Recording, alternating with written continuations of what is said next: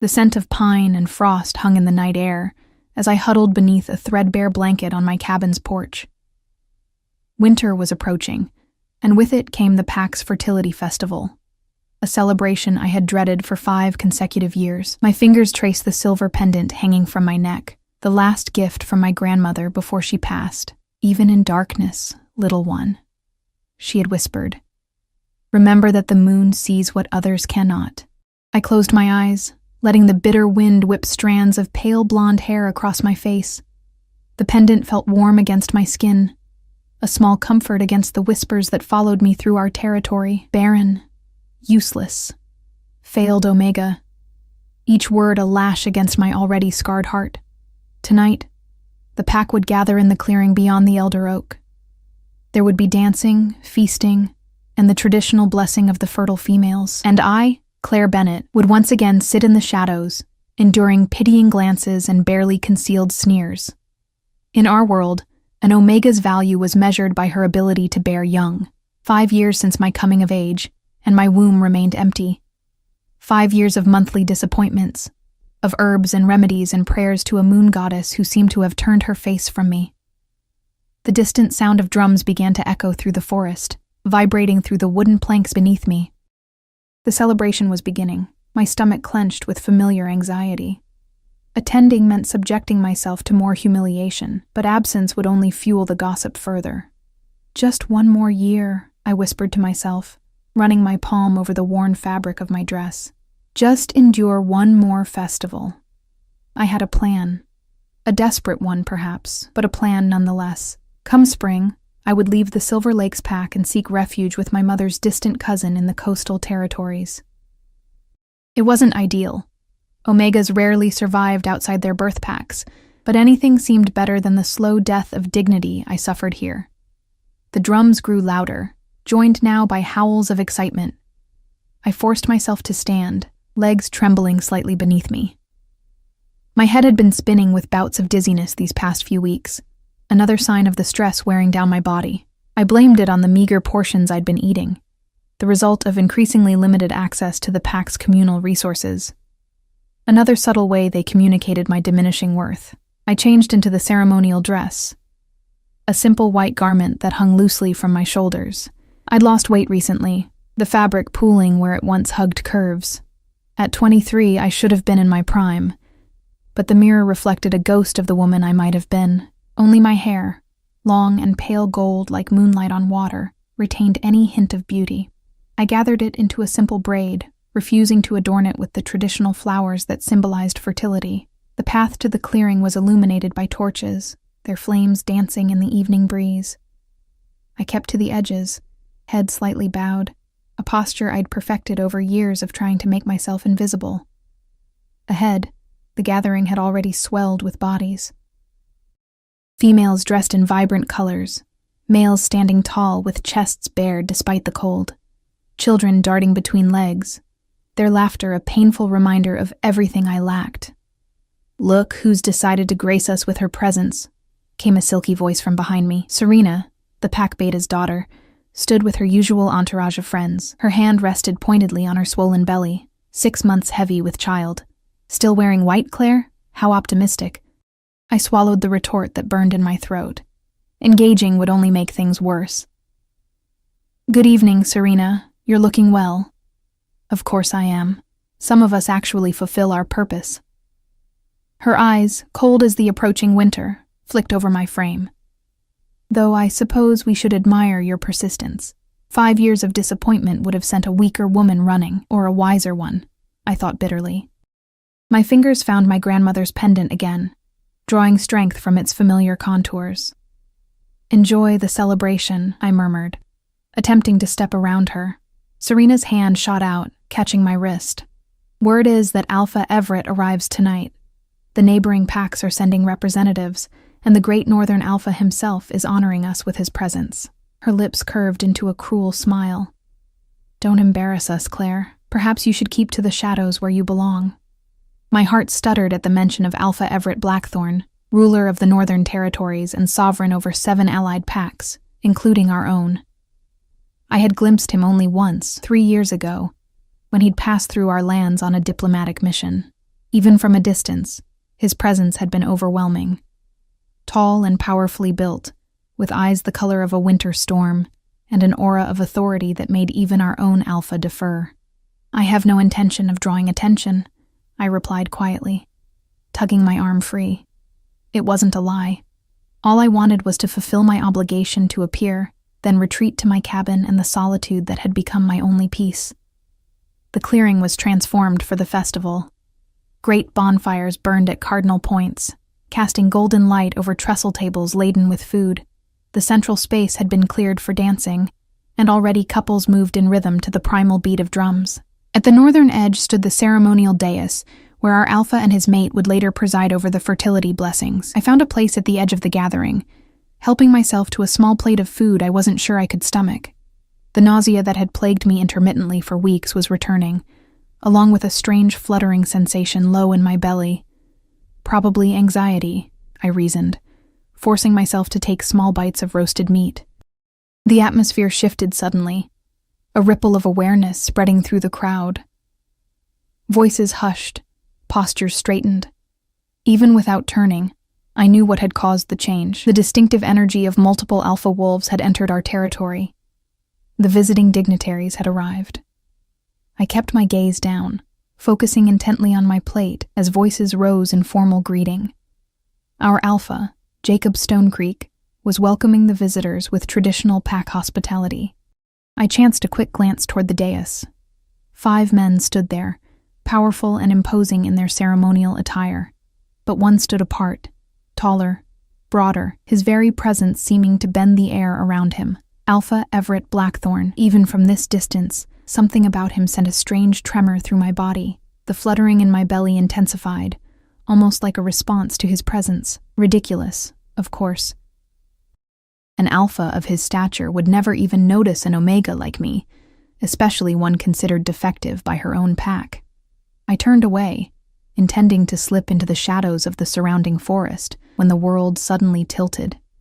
The plate slipped from my fingers, clattering to the ground as a wave of dizziness crashed over me.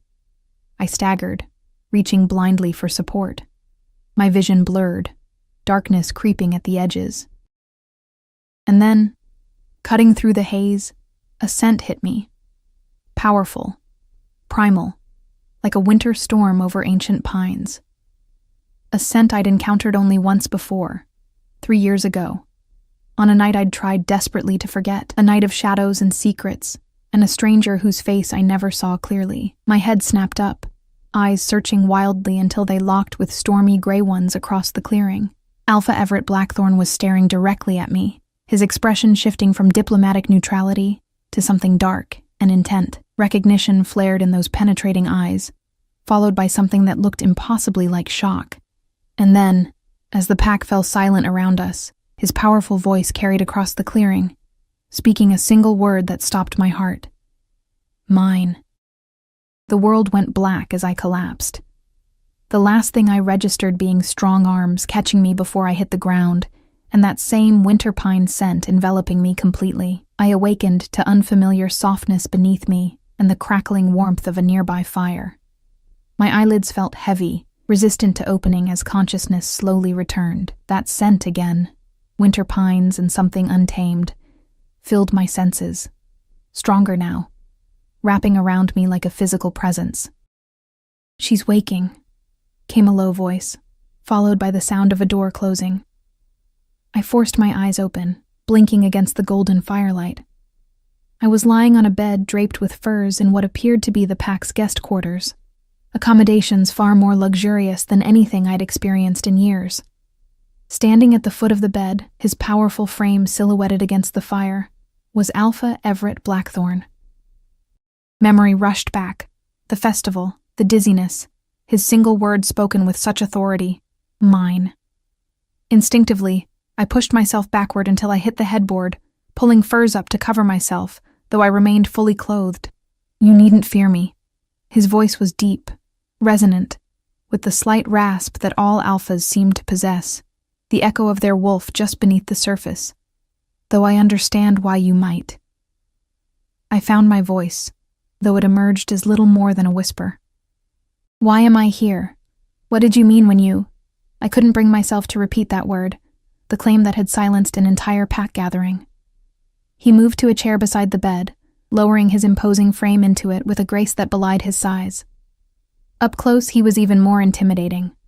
Broad shoulders, strong jawline shadowed with stubble, and those eyes, gray like storm clouds, intelligent and penetrating. His dark hair was cut short at the sides but longer on top, and a scar ran through his left eyebrow, giving him a perpetually questioning look.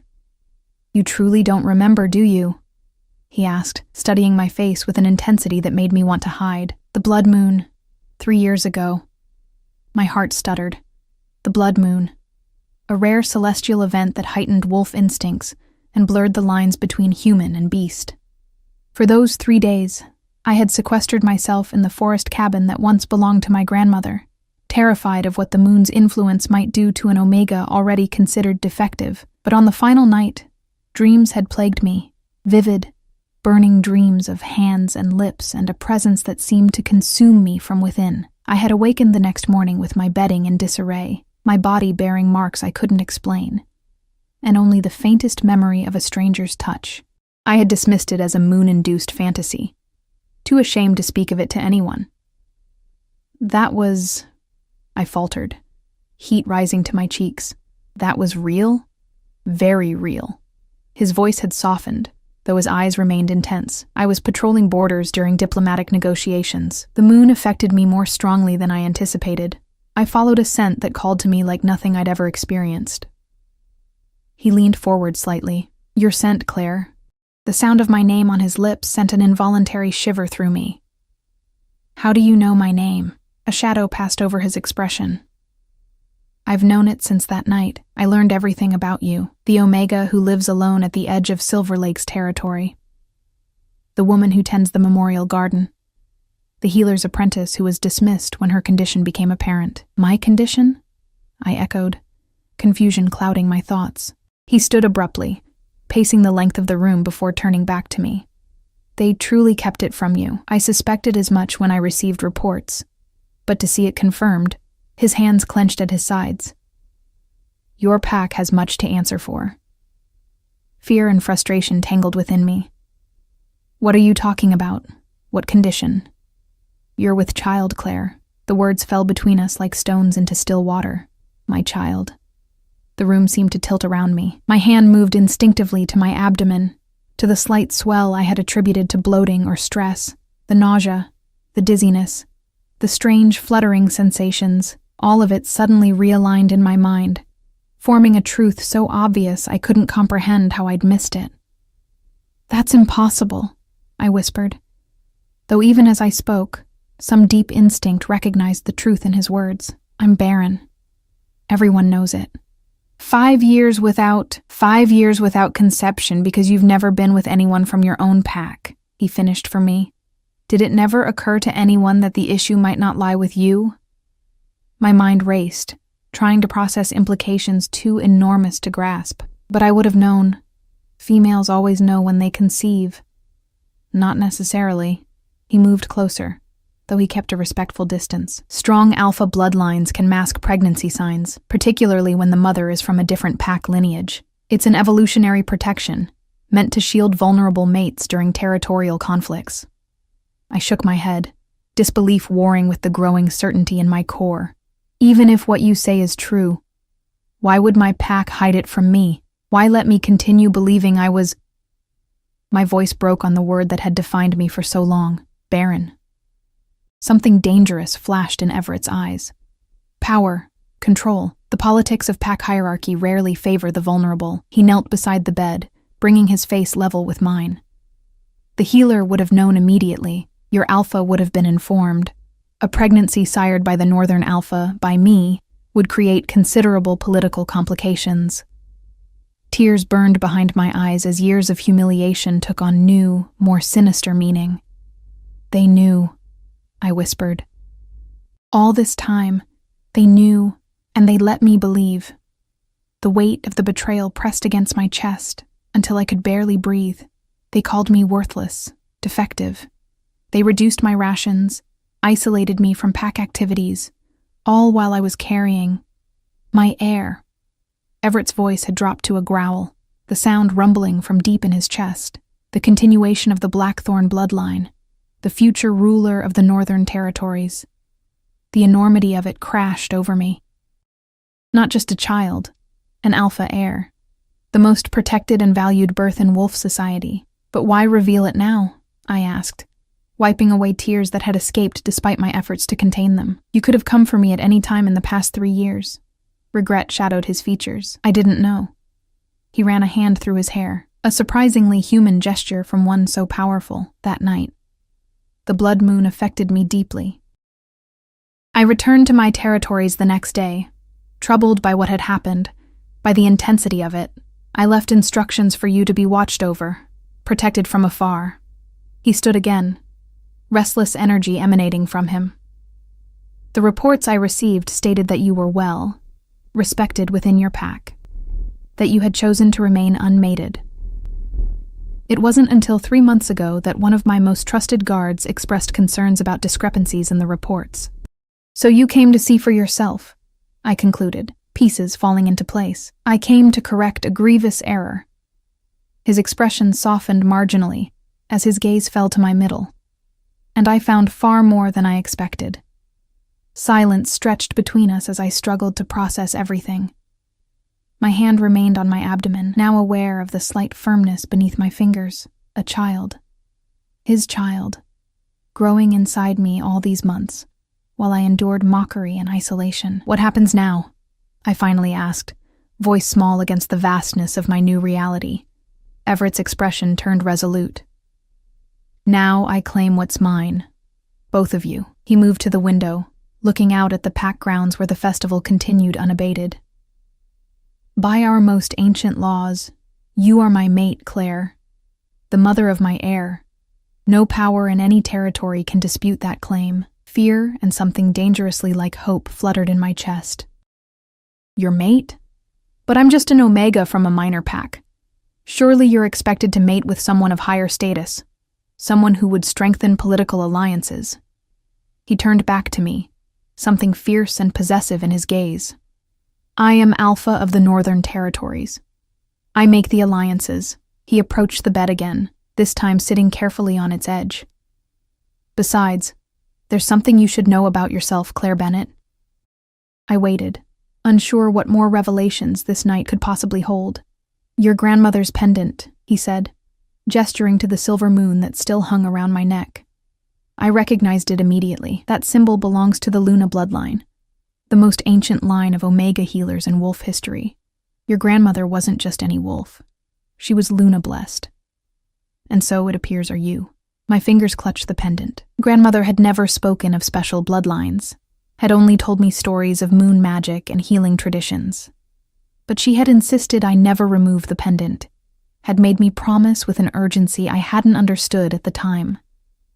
Luna-blessed, I repeated, the words feeling strange on my tongue. What does that mean? It means you're exceptionally rare.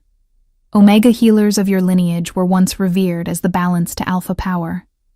They possessed gifts beyond ordinary healing, empathy that could calm even berserker wolves, wisdom that guided packs through their darkest times. His voice had taken on an almost reverent quality. The bloodline was thought extinct decades ago.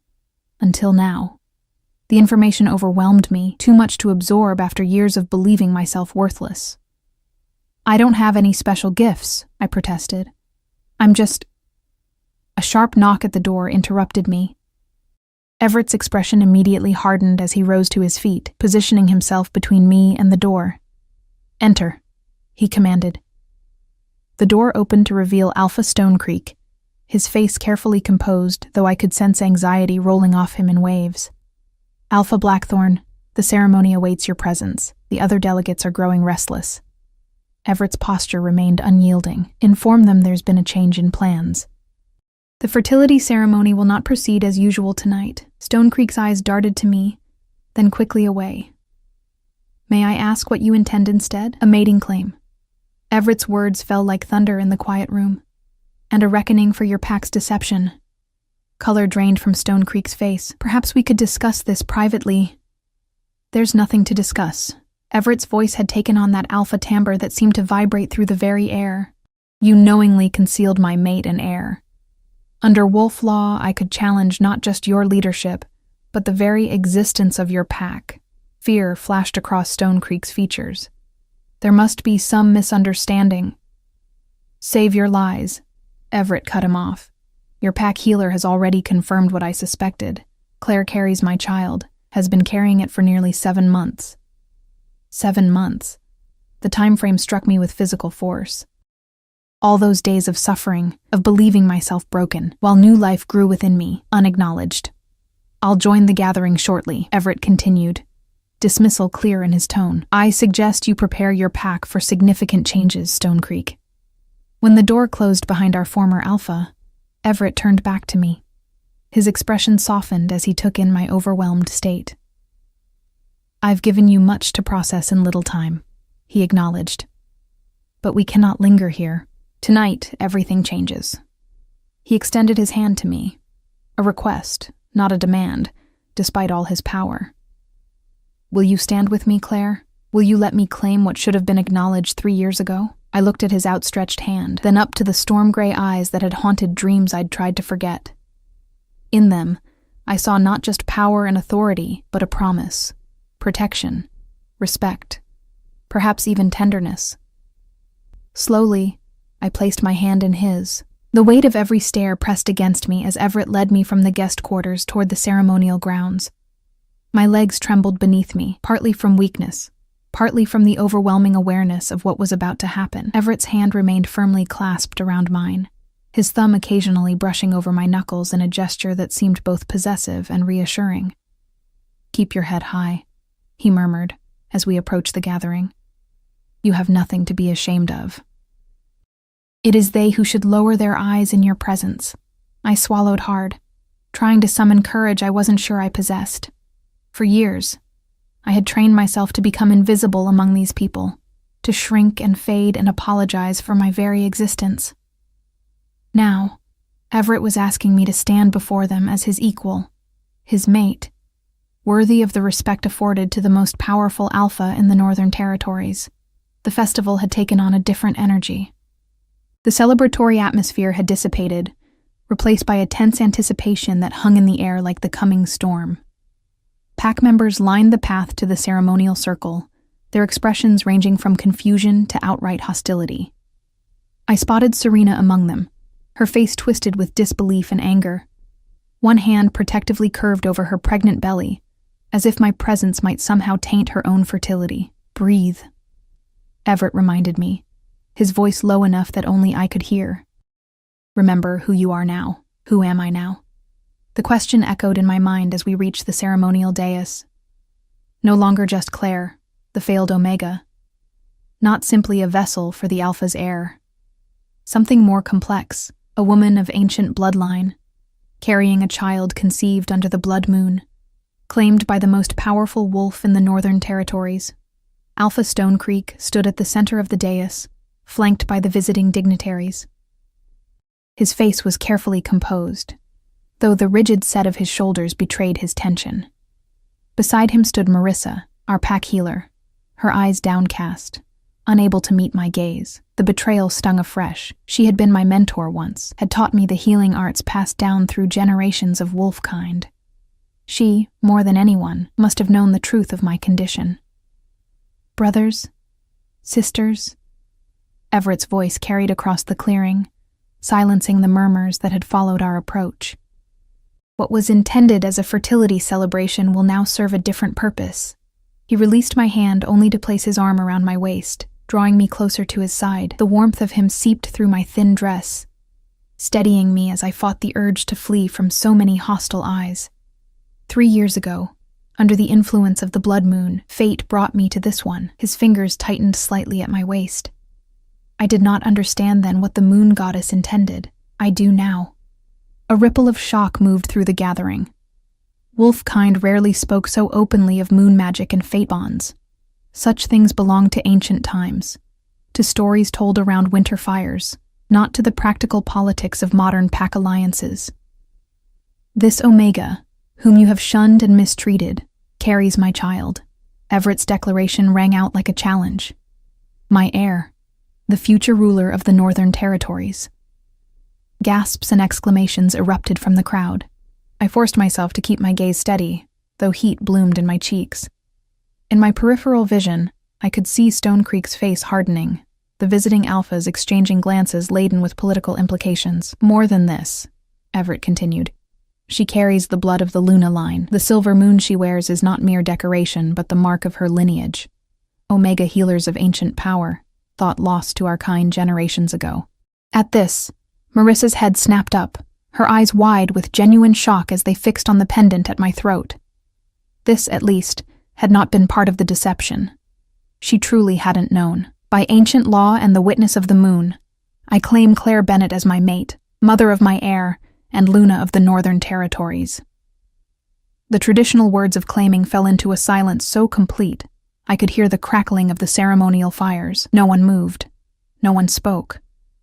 Even the visiting alphas seemed momentarily stunned by the declaration.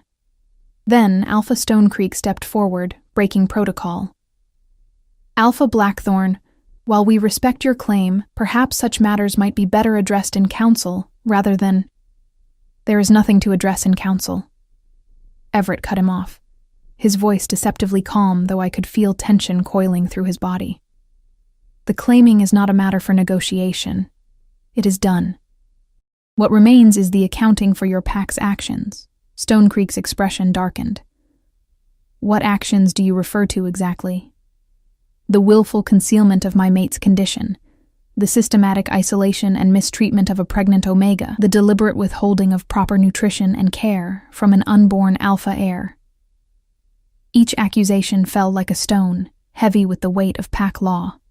Violations that, by the ancient codes, could result in the dissolution of your pack and territory. Fear rippled visibly through the gathering. Pack dissolution was the most severe punishment in our world, the stripping of territory rights, the breaking of bonds, the scattering of members to seek refuge with other packs, or live as lone wolves, vulnerable and unprotected. We had no way of knowing, Stone Creek began. But Marissa suddenly stepped forward, interrupting him. I knew. Her voice shook slightly, but grew stronger as she continued. I knew from the first examination, 3 months after the blood moon. The heartbeat was strong, the alpha markers unmistakable. She turned to me, anguish written across her features. I told him immediately, as was my duty. Betrayal cut through me with fresh pain. All those months of visiting her with complaints of fatigue and nausea, receiving dismissive diagnoses of stress and poor nutrition. All while she knew a new life grew within me. And what did you do with this information, Alpha Stone Creek? Everett's question was soft, dangerous. Stone Creek's gaze darted around the circle, seeking allies and finding none. The visiting alphas had stepped back, distancing themselves from whatever punishment was to come. I did what was necessary to protect my pack. An alpha heir born to an unmated Omega from our territory. It created a dangerous political situation. So you chose to hide it, to isolate her, to allow your pack to mock and shun her. Everett's voice had dropped to a near growl. To restrict her rations despite knowing she fed 2 lives. It was a temporary measure, Stone Creek insisted, until we could determine the best course of action. 7 months is not temporary, I found myself saying, my voice stronger than I expected. All eyes turned to me, but for once, I didn't shrink from their attention. 7 months of believing myself broken, of enduring contempt and pity, of wondering what fundamental flaw made me unworthy of the most basic respect. Silence followed my words. Even Everett seemed momentarily surprised by my outburst. The time for accounting has come, he said finally, returning his attention to Stone Creek. By right of blood and law, I could demand your territory and the dissolution of your pack, but such action would harm innocents who had no part in your deception. Relief flickered across Stone Creek's face, quickly masked. Instead, Everett continued, I invoke the right of Alpha succession. From this moment forward, you are no longer Alpha of Silver Lake's pack. You will return with me to the Northern Territories, where you will serve as guardian of the border forests, far from any position of authority or power. The declaration was met with shocked silence. Alpha succession without combat or death was almost unheard of. a humiliation worse than many could bear. "And who will lead in my place?" Stone Creek demanded, desperation edging his voice. "You cannot rule both territories." "I can and will, until a suitable replacement is found." Everett's gaze swept the crowd, assessing. "This territory now falls under my direct protection. Those who served you loyally in your deception will face similar reassignment." His eyes settled on Serena, whose face had gone pale with the implications. As daughter of the Pack Beta, her elevated status had always depended on her father's position, a position now forfeit. "The Luna bloodline," came a voice from the edge of the circle. An elderly wolf stepped forward, one I recognized as Elder Thorn, keeper of Pack histories. He approached slowly, his aged eyes fixed on my pendant. "I never thought to see it in my lifetime." He stopped before me, then did something that sent another shockwave through the gathering. He bowed, deeply and with evident reverence. "The silver moon, the balancing force to alpha power. Tell me, child, have you experienced the dreams yet?"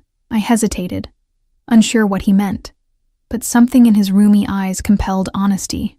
"I dream of wolves in pain," I admitted quietly. "Of wounds I can heal with just a touch. Of storms I can calm by simply breathing with them." Elder Thorn straightened, nodding as if I'd confirmed something significant. "The gifts are awakening, drawn out by the child she carries." He turned to Everett. "The Alpha King and the Luna Queen.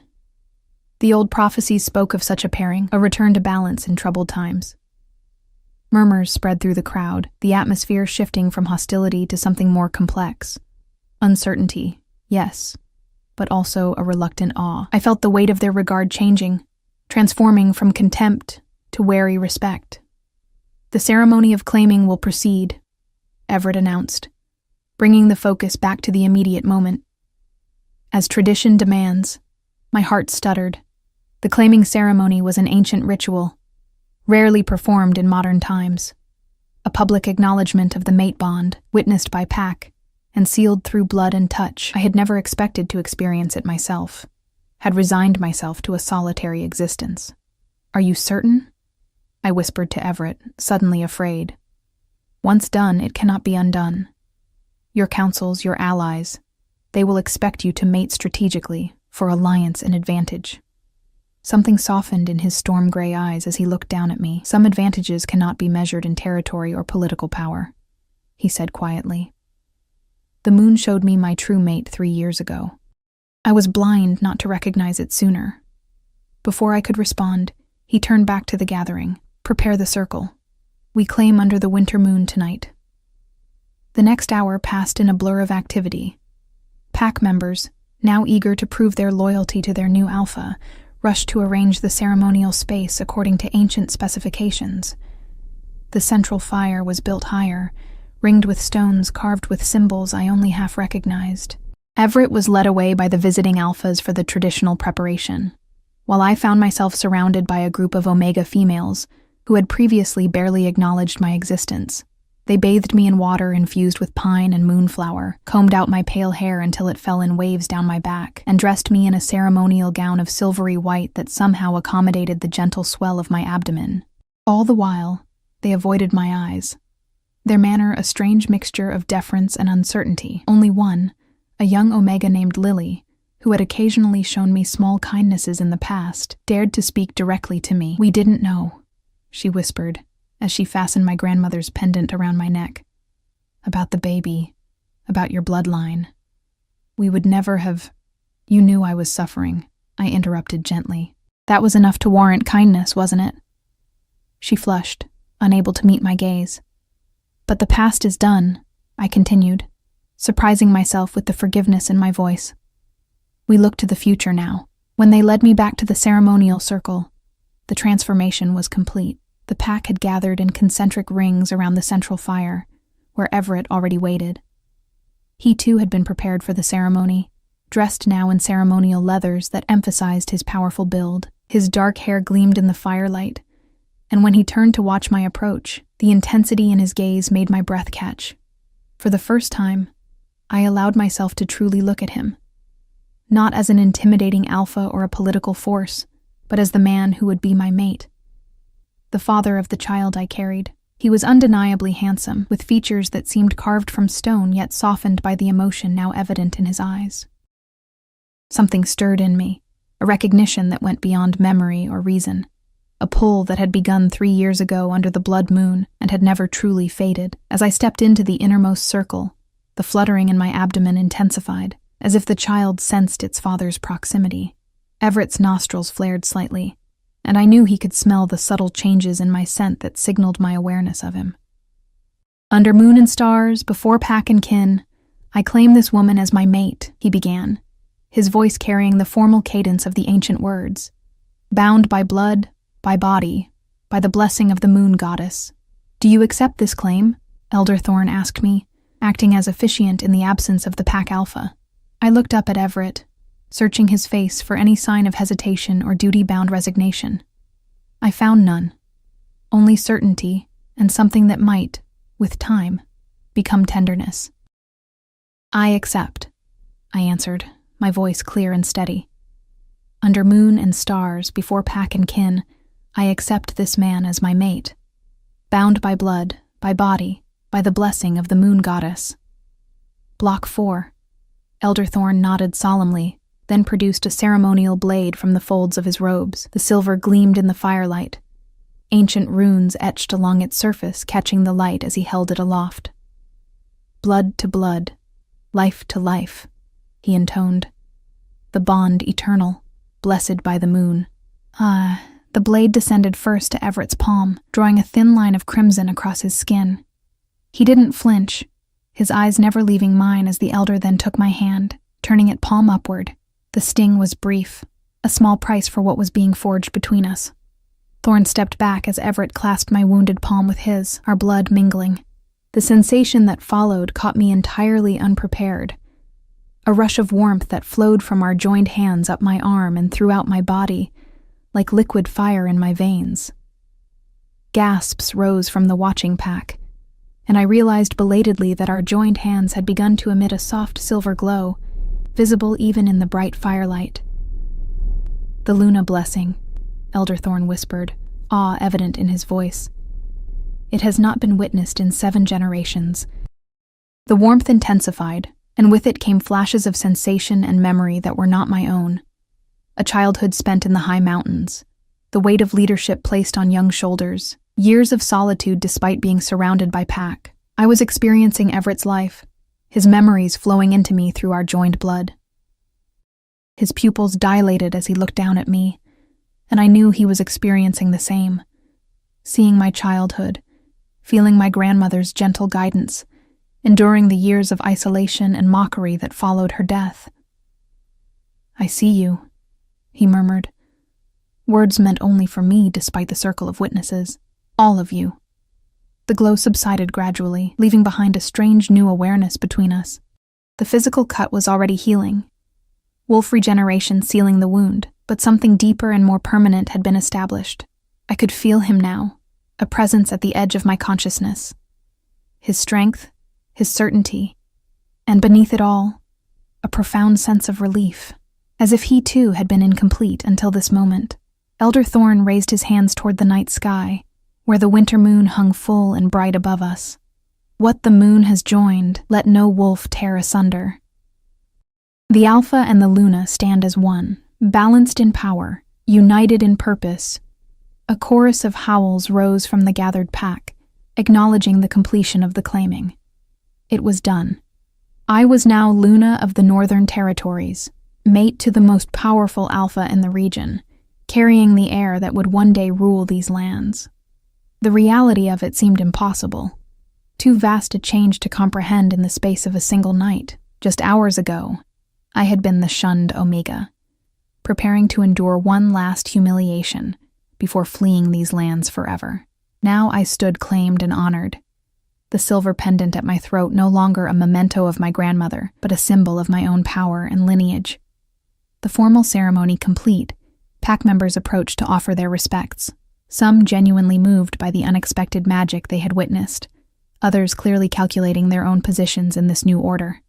I received them all with a grace I hadn't known I possessed, drawing strength from Everett's steady presence beside me, and the occasional brush of his thoughts against mine through our new bond. Serena approached last, visibly reluctant but unable to avoid the ritual without causing further insult. Her eyes remained downcast as she offered the traditional words of respect to a new Luna. I could feel the bitterness radiating from her, the resentment that the Omega she had tormented now stood so far above her in rank that she would be required to kneel in my presence at formal gatherings. "Rise, Serena," I said when she had finished, my voice gentle despite everything. "Your child will need a mother who looks forward, not back." Her eyes flashed to mine, surprise momentarily overriding her hostility. She had expected vengeance, perhaps, or at minimum cold disdain. The confusion in her expression as she backed away gave me a strange satisfaction, not the petty triumph of seeing an enemy humbled, but the deeper knowledge that I had chosen compassion when cruelty might have been justified. "You continue to surprise me," Everett murmured as the gathering began to disperse, his hand coming to rest at the small of my back. Most would have seized the opportunity to repay old slights. "Vengeance solves nothing," I replied, surprising myself with the certainty in my voice. "Besides, her child is innocent of its mother's actions." Something softened in his expression. "The Luna wisdom already speaks through you."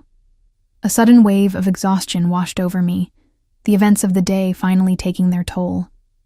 My knees buckled slightly, and Everett's arm immediately tightened around my waist, supporting me effortlessly. "You need rest," he said, concern evident in his voice. "Both of you do." Without warning, he swept me into his arms, cradling me against his chest as if I weighed nothing. The sudden proximity sent my heart racing, his scent enveloping me completely. "I can walk," I protested weakly, though in truth I wasn't certain I could. "Indulge me," he replied, already striding toward the guest quarters. "My wolf needs to provide for his mate and pup. It's instinct, not judgment of your strength." The admission was disarmingly honest, a glimpse of vulnerability beneath the alpha's commanding exterior. I relaxed against him, allowing myself to be carried through the now quiet pack grounds. The moon hung full above us, casting silver light across the snow-dusted earth, and I found myself offering a silent prayer of gratitude to the goddess who had so dramatically altered my fate. Inside the guest quarters, a fire had been rebuilt, the room warmed and prepared for our return. Everett set me gently on the edge of the bed, then knelt before me, his large hands cupping my face with surprising tenderness. "Are you well?" he asked, eyes searching mine. "Truly?" "I'm overwhelmed," I admitted, finding it easier now to be honest with him, the mate bond creating a new openness between us. "Everything has changed so quickly. Yesterday I believed myself worthless, and now you know the truth of your value." His thumb traced my cheekbone lightly. "Though I would argue that you were never worthless, Claire, even without the Luna bloodline or my child. Those things may have revealed your importance to others, but they did not create it." Tears pricked at my eyes, his words touching a wound so deep I hadn't realized how desperately it needed healing. "You don't even know me," I whispered.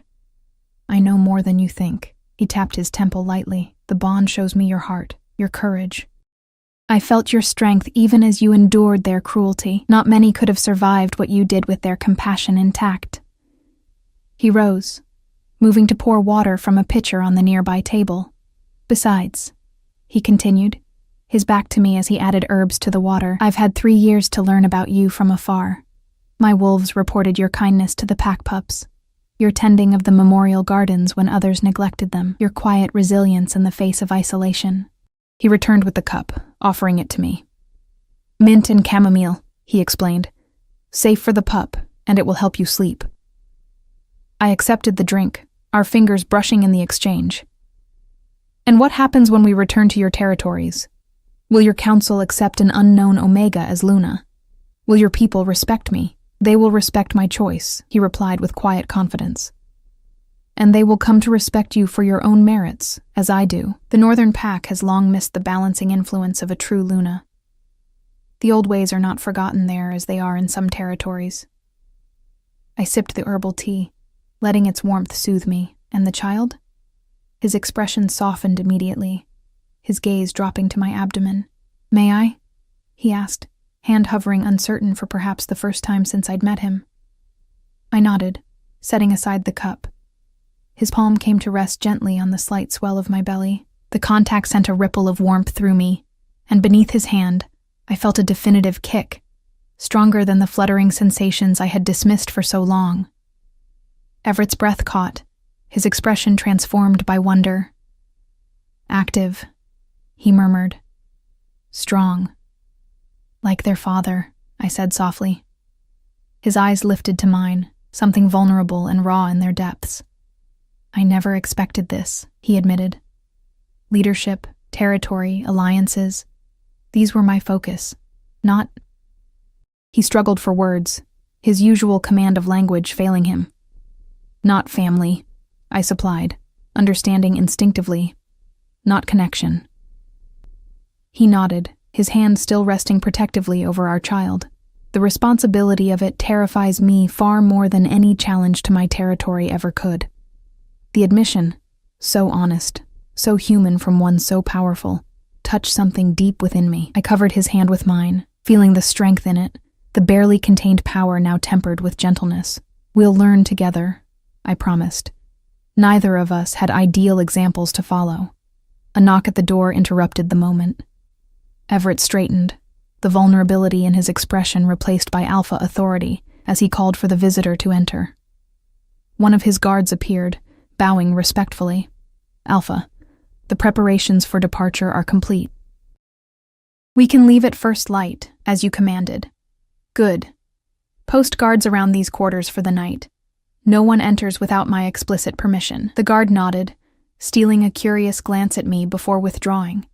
The door closed behind him, leaving us alone once more in the firelit room. "You should rest," Everett said, moving away to allow me space. "The journey to the Northern Territories will take several days, even at our fastest pace." I nodded, exhaustion pulling at me despite the turmoil of emotions. "And you?" A slight smile tugged at his lips. "I'll be here. Wolves are territorial creatures, Claire. Having found my mate and pup, I'm not inclined to let either out of my sight anytime soon." He settled into a chair near the fire, his posture relaxed yet alert, the guardian at rest but ever watchful. I lay back on the bed, curling onto my side to watch the play of firelight across his features. In the silence that followed, I felt the bond between us strengthening, tendrils of awareness extending across the space that separated us. "Tell me about the Northern Territories," I requested softly, wanting to hear his voice as I drifted toward sleep. "Tell me about my new home." He began to speak, his deep voice weaving images of snow-covered forests and mountains that touched the sky, of waterfalls that flowed beneath winter ice, of the great hall with its ancient hearth, where Pack gathered on the longest nights. As he spoke, I could see these places through his eyes, could feel his love for the land and people under his protection. "There is a small valley, sheltered from the harshest winds," he was saying, his voice growing distant as sleep began to claim me. "Wild moonflowers grow there in spring, covering the meadow in silver. My mother once told me it was sacred to the Luna bloodline. I think perhaps it has been waiting for you." The image followed me into dreams. A valley of silver flowers under moonlight, a place of belonging, after so many years of isolation. And through the bond, I felt Everett's silent promise. Never alone again. Never unwanted. Never unloved. Morning broke clear and cold, sunlight streaming through frost-covered windows. I awakened slowly, momentarily disoriented by the unfamiliar surroundings until memory returned. The ceremony, the claiming, the bond that now hummed quietly at the edge of my awareness. Everett stood by the window, his powerful frame silhouetted against the morning light. He had changed into traveling clothes, practical garments suited to the journey ahead. He turned as I stirred, and the look in his eyes sent warmth curling through me. "The northern escort awaits," he said, approaching the bed. "Are you ready to leave this place behind?" I sat up, one hand automatically moving to my abdomen where our child had begun its morning acrobatics. "More than ready," I replied honestly. He helped me rise, his movements gentle yet sure. Someone had left clean traveling clothes for me, warm leggings and tunics suited to the winter journey, a fur-lined cloak in the deep blue of the Northern Territories. As I dressed, I caught Everett watching me, his gaze a mixture of possessiveness and something softer, still forming between us. "Second thoughts?" I asked, unable to entirely banish the insecurity of years. He shook his head, crossing to where I stood. His hands came to rest on my shoulders, warm and steady. "Only wonder," he replied, "at how close I came to never finding you, to never knowing what the moon had given me." Before I could respond, he leaned down, pressing his lips to mine for the first time since the night we had both half forgotten. The kiss was gentle at first, almost questioning, then deepened as I responded, my hands rising to grip the front of his tunic. Through our bond, I felt his pleasure and surprise at the intensity between us, his wolf's satisfaction at claiming what was his. When we parted, both slightly breathless, I saw certainty in his eyes that mirrored my own growing conviction. This bond, unexpected and improbable as it might be, was right, meant to be, as the elders would say. "Come," he said, offering his arm. "It's time to take you home." We emerged from the guest quarters to find a formal escort waiting. 20 wolves of the northern pack, mounted and ready for the journey. They saluted as we appeared, fists over hearts in the traditional gesture of respect for their alpha and his newly claimed Luna. The Silver Lakes pack had gathered as well, their expressions a mixture of uncertainty, resentment, and in some cases genuine well wishes. Alpha Stone Creek stood apart, his position already diminished, the symbols of leadership stripped from his attire. He would return with us to the north, his fate sealed by his deception. My gaze found Lily among the gathered Omegas. She offered a small smile, a gesture of kindness that I returned. Perhaps someday, when wounds had healed and new leadership established, the ties between our packs might be rebuilt on foundations of honesty rather than fear. Everett helped me mount a horse prepared for me, a gentle mare with a smooth gait, selected with care for my condition. He swung up onto his own mount, a massive black stallion that seemed a fitting match for its rider's power and presence. "Citizens of Silver Lakes," he addressed the gathering, his voice carrying in the clear morning air, "your territory now falls under the protection of the Northern Pack. In the coming months, a new alpha will be appointed from among those who have proven their loyalty and wisdom." Murmurs spread through the crowd at this announcement. The prospect of advancement would undoubtedly reshape allegiances in the days to come. Until then, Everett continued, "Remember this day. Remember that deception brings consequences, but that redemption remains possible for those who choose it." His gaze swept over them, both warning and promise in his words. "And remember that the old ways are returning. The Luna bloodline walks among wolves once more." As if in answer to his words, my grandmother's pendant warmed against my skin. The sensation was subtle but unmistakable, a reminder of heritage and power I was only beginning to understand. Everett turned his mount northward, signaling the start of our journey.